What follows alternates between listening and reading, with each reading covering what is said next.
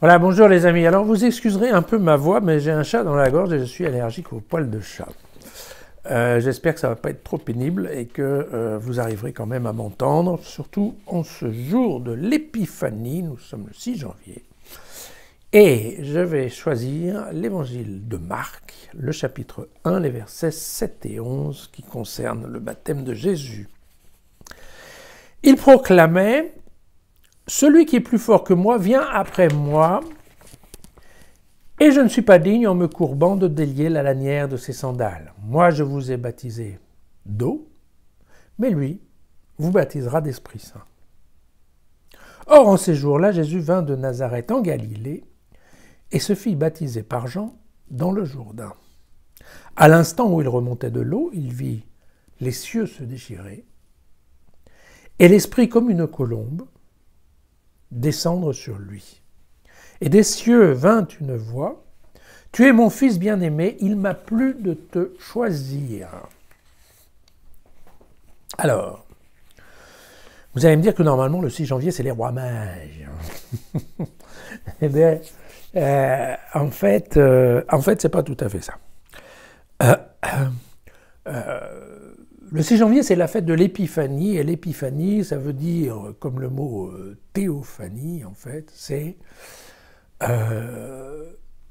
quand Dieu se montre. Voilà, une théophanie, c'est quand il se passe quelque chose.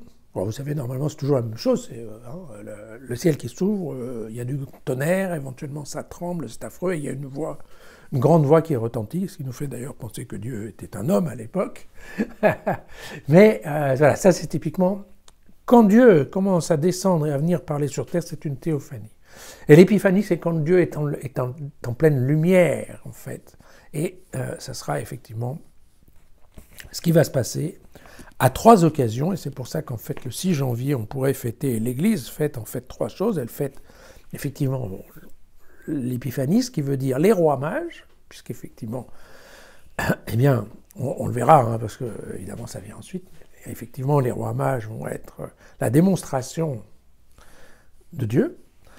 On fête également donc le baptême de Jésus, parce que, eh bien, effectivement, il y a une théophanie qui vient montrer Jésus comme étant le Fils de Dieu. Et puis, vous verrez, on fête aussi les noces de Cana, car dans les noces de Cana, c'est aussi la révélation de Jésus comme Fils de Dieu. Alors, sur le baptême. Et aujourd'hui, vous avez remarqué qu'en fait, on ne sait à peu près rien du baptême. Hein. On n'en parle quasiment pas, si ce n'est pour dire que Jésus s'est plongé dans l'eau, puisqu'il en est ressorti. Voilà. Donc l'essentiel, en fait, du passage, c'est bien plus sur la théophanie, donc sur l'apparition de Dieu, que sur le baptême proprement dit de Jésus. Il faut bien entendu comprendre qu'il y a un verset du livre d'Ésaïe, qui est au chapitre 64, donc un peu vers le 3e Ésaïe, qui dit cela: si tu déchirais les cieux et si tu descendais, les montagnes s'ébranleraient devant toi. Donc vous voyez, pour ce qui est de la mise en scène, nous sommes en plein Isaïe. Après, c'est un texte dans lequel, en effet, on est confronté à des problèmes de traduction. Vous savez que Marc, il a écrit en araméen, et donc, parce que c'était un des premiers évangiles, c'était en 65, quelque chose comme ça, et donc effectivement, il y a plusieurs traductions, parce qu'on a traduit d'abord en grec, et après c'est passé en latin, et après c'est passé en français, donc... Et alors, autant il n'y a pas de problème avec « tu es mon fils bien-aimé », là tout le monde comprend, hein. Mais il m'a plu de te choisir, ça fait quand même un peu bizarre, n'est-ce pas? Parce que d'abord, ça veut dire que Dieu aurait plusieurs enfants, ce qu'on ne savait pas, et puis pourquoi il a choisi celui-là, on ne sait pas, et est-ce qu'il vient de le choisir? On n'en sait rien. Et alors en fait, quand on prend les diverses traductions qu'on pourrait donner, ça pourrait très bien être « il m'a plu de te choisir », ou ça pourrait très bien être « en toi, j'ai pris plaisir », ou encore une autre traduction, c'est « en toi, je me suis complu ». Alors, on n'en fait pas grand-chose. La Tob a choisi, en effet, de dire « il m'a plu de te choisir ». L'idée, surtout, c'est quoi? C'est qu'en fait, quand ça a été passé en grec, le temps du verbe, c'est ce qu'on appelle l'aoriste. Alors, l'aoriste, c'est entre l'imparfait et le passé simple. L'idée, c'est on parle à l'aoriste des actions qui sont dans le passé, mais qui ont un impact dans le présent. Voilà. Donc, c'est presque un présent permanent, on pourrait dire, mais l'action, elle est dans le passé. Donc, en fait, il ne faut pas se tromper, alors que certains l'ont fait en termes de christologie, c'est-à-dire que Jésus n'est pas en train de dire « Voilà, je te choisis ». Il l'a choisi il y a bien longtemps. Et donc, il n'y a pas de question de dire, parce que vous savez, dans cet exercice qu'on appelle la christologie, d'essayer de comprendre les liens entre Jésus et le Christ de Dieu, une des options, c'est de dire, mais oui, c'est au baptême, en fait. Quand il est né, donc Jésus aurait été complètement homme, il ne savait même pas qu'il était, et puis là, boum, au baptême, tu as Dieu qui arrive et qui dit, oh, toi, ok, ça y est, j'ai décidé, tu vas être mon fils, et je te donne une mission. Voilà.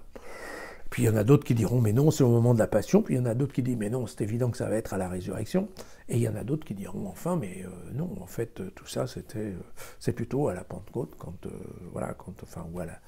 ou à l'Ascension, puisque, en fait, il y aurait l'Ascension. Vous voyez qu'il y a beaucoup de discussions sur cette notion de relation, nature divine, nature humaine. D'accord ?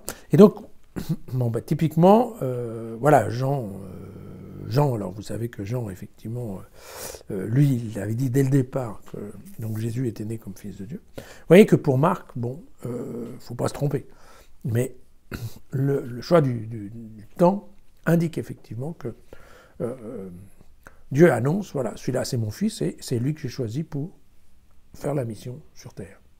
Alors il l'annonce, on ne sait pas trop à qui, parce que vous avez remarqué que dans le texte, il n'a absolument pas fait référence à un quelconque public. Jésus est venu se faire baptiser, mais il n'a pas dit qu'il venait avec un aéropage derrière lui, et il n'a pas dit que quand il a trouvé Jean, qui je vous rappelle habite en effet au bord du Jourdain, mais plutôt dans le désert, il n'a pas dit qu'il y avait une foule autour de lui. Donc on ne sait absolument pas, tout ça on ne sait absolument pas comment ça se passe.